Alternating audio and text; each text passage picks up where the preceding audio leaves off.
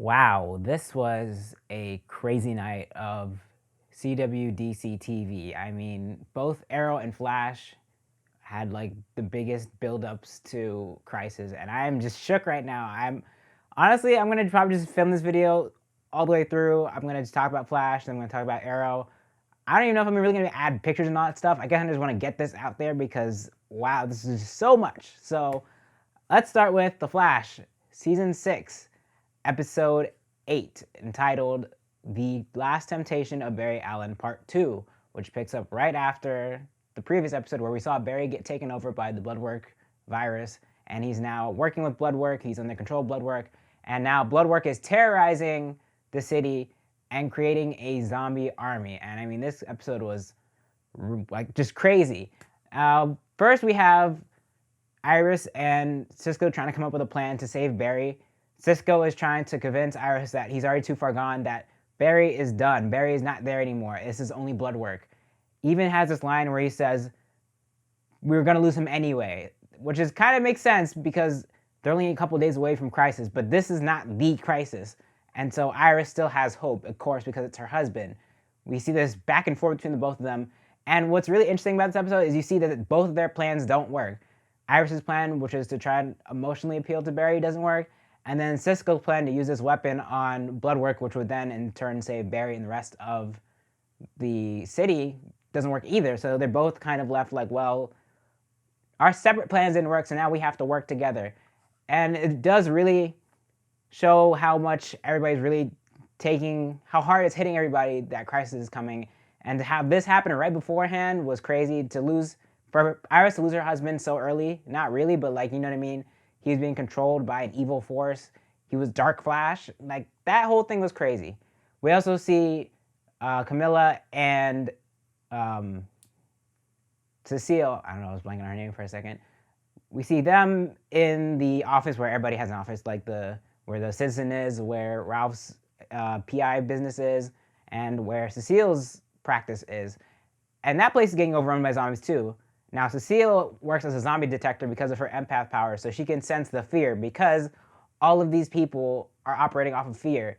Bloodwork uses fear in order for his virus to take over. So she's able to detect them, and there's this nice sequence where they're walking around, and Cecile will say, no, stop, don't go yet. And then you see a zombie walk by. And then after a certain point, they just cut and run, and they start fighting, and that part was amazing. We also see Killer Frost dealing with Crisis again, dealing with her anxiety, working things out with Caitlin. They're coming to this agreement that Caitlin and Killer Frost have to work together in this crisis. Of course, Caitlin will probably be in charge mostly of the medical stuff, but Killer Frost will have to step in too. Both Caitlin and Cisco teach Killer Frost that you have to sometimes work through the fear to do what you need to do in the situation, which is going to be a very big thing for Crisis. Allegra also kind of learns this lesson. Towards the end of the episode, you see her have to use her powers because, let me circle back. At first, it didn't seem like Barry was completely gone, but then both Cisco and Iris start picking up on clues that Barry might still be in there in Dark Flash deep down. And I kind of picked up on this a little bit too. First when Ramsey said, I'm coming home. At first I thought he was saying it kind of jokingly, but then I was like, no, maybe this is something else. And it turns out it was, because that was the first clue that Barry was kind of having some influence over Ramsey. And then the second clue was when Cisco was trying to use the weapon on Bloodwork, and then it didn't work, and Bloodwork had Cisco right there, but he didn't kill him, he didn't infect him, he didn't do any of that. It's because Barry was holding him back. So now they learn to trust Barry and see that he does have a plan. Now, at the beginning of this episode, we see that they put a force field around Star Labs to prevent the zombies, prevent Bloodwork or whatever from getting in, but now they realize that part of the plan is that Bloodwork wants to use the particle accelerator, but that's actually how they're going to stop him. And Barry's plan is to let them in and then use Allegra's powers on top of Bloodwork's to completely eradicate his disease across Central City. And Allegra has this really cool moment where you see her use her UV rays to hit the particle, because what they did is Bloodwork put his blood through the particle accelerator, so the particles are spinning and spinning, and they have to wait until they collide, and that's when Allegra would hit it with her UV rays, which she does, which causes a big ray of energy to wash over Central City and saves everybody, and everybody's cured. And then once that's done, they trap Bloodwork in the same containment thing that they had for Chester P. Runk. And now he's done. Bloodwork is out of the picture. This I thought was really great because there's a problem, like I said very early on when I was talking about the season, is that sometimes there are villains that don't need to be there for the whole season. And I think Bloodwork is an example of that. Cicada was an example of that. This is a great moment because he was more of a contained villain. Bloodwork was a more contained villain. So I think this is the right amount of episodes to use him. I don't think they overdid it here. Now, he does have the opportunity to come back at some point later on, which maybe he will. Maybe he will escape. But as of right now, he's off the board, which also is good because Crisis is next week. So we don't have time for all of that Bloodwork stuff now. And now that Bloodwork is out of the picture, the team gets to have their final goodbye for Barry. This scene was so emotional, seeing everybody kind of reminisce on what they've been through up to this point. Barry saying how much he appreciates everybody, and he tries to give Joe his watch, but Joe's like, "Nah, man, you're gonna get through this. You don't need to give it to me yet."